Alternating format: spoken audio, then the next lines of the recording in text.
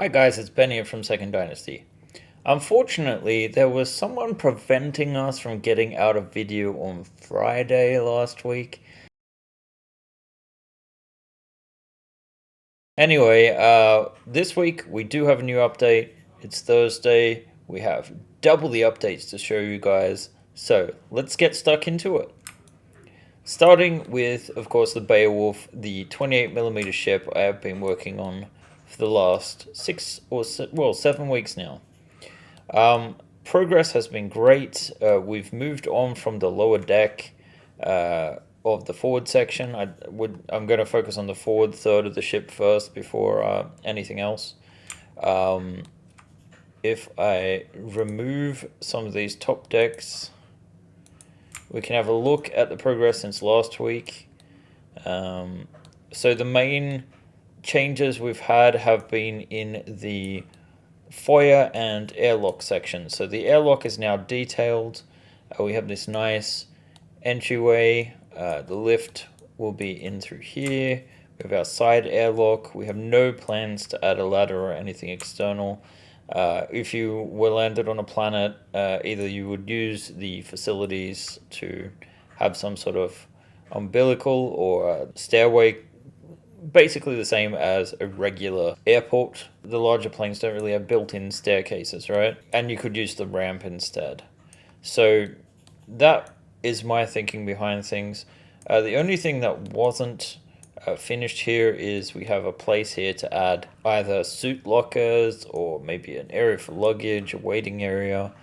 So we've set that up so you could have a couple of different options. So that concludes Deck C, forward of the cargo bay. So great progress, and the physical print is pretty much done for all of that as well. I'm going to turn off the Deck C lighting, and we're actually going to go up a level, and this stuff is very exciting if you ask me. So we've been working on the bridge, and as you can see, we have quite a lot of detail in there already. The part here prints as a single piece at the moment. It prints very, very nicely, support free. One or two minor changes that I might want to make. But if we remove the top of the hull here, you can see the amazing progress we've been able to make. So we now have our vaults on the side. We have these new vault doors which work the same way as the access hatches. We have our fire control stations towards the rear. The rear section of the bridge has had all its semiotics added in. A lot of scene work here. This is like an building on the files that we used in the Type S, which has been based on some older Traveler art. And then of course we have the main bridge console, and there's actually a bunch of machinery up on the ceiling here. You can see an access hatch. I don't know if that would actually be fuel or just move on to the avionics. Some people have already given some feedback that they don't like the captain's chair. I will probably do more with the chairs, maybe I'm thinking of putting like a Nostromo style vac suit on the back of the chairs, and the captain's chair itself would have some armrests with some more built-in control panels. A little like what we did with the Sleipnir crash couches.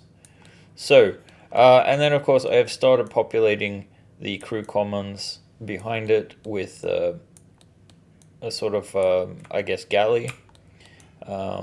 Haven't worked out exactly how we're going to do this yet. If we're going to maybe have like some kind of like sofa or table here, you probably would want to keep some of this access clear. So we'll see what we do there. But yeah, the lifts are in place. The floor symbols are in place. Of course, there will be crew cabins here and here. I guess that's the captain's cabin, or a more luxurious stateroom, I guess. The one thing that I've diverged with the floor plan at the moment is that there's a fresher here in this corner. Of course, the stairs used to be over here, but due to the cramped nature, it doesn't work very well. So that's the main revision I've made. Let's move on to the other news. So, Albin has been working on the Solomani trader, and Peter has been working on the Donosev. Both will be ready for release this week. We also have the Gig, which is a conversion of Craig Pay's wonderful adaptation of Ian Stead's model.